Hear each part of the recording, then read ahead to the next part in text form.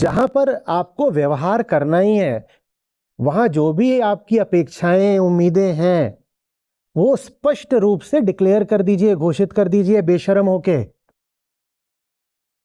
भाई नहीं हो पा रहे आप निष्काम, कोई दिक्कत नहीं है, प्रकृति ने आप में कामना डाली हुई है, कोई दिक्कत नहीं, चलिए, पर कम से कम बेईमानी तो मत करो। भीतर ही भीतर उम्मीद क्यों पका रहे हो, उसको बता तो दो। और फिर जब वो उम्मीद नहीं पूरी करेगा तो कहोगे ना हर्ट, उन्हें ठेका ले रखा तुम्हारी उम्मीदें पूरी करने का। और इसी तरीके से जब कोई वादे करे तो भी थोड़ा पूछो, ऐसे सर खुजाओ, तो इसको ऐसा मैं दे क्या सकता हूं कि ऐसे बड़े बड़े वादे कर रहा है, ये तो सौदा ही इसके लिए मुझे मुनाफे का नहीं लग रहा। निश्चित रूप से ये मुझसे कोई छुपी हुई चीज उगाहना चाहता है जो अभी बता भी नहीं रहा हो, इसीलिए ऐसे ऐसे वादे कर रहा है। पर कोई वादे कर देता है तो हमें तो एकदम ऐसे होता है, तो गुलबदन गुलबहार सब हो गया, खिल गए, बिल्कुल खिला गुलाब की तरह मेरा बदन। और उसके बाद घुंघरू की तरह बजता ही रहा हूं मैं, कभी टूट गया, कभी तोड़ा गया, 100 बार फिर मुझे फिर जोड़ा गया। कितने खुश हो रहे हो?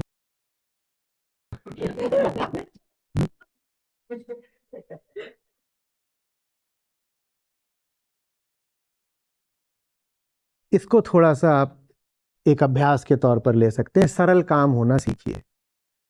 जो भी बात है उसको थोड़ा खुला रखना सीखिए। पहला प्रयास तो होना चाहिए कि कोई व्यर्थ की कामना हो ही ना, पर व्यर्थ की कामना आत्मज्ञान से हटती है, वो प्रक्रिया है, चलिए आपकी चल रही है।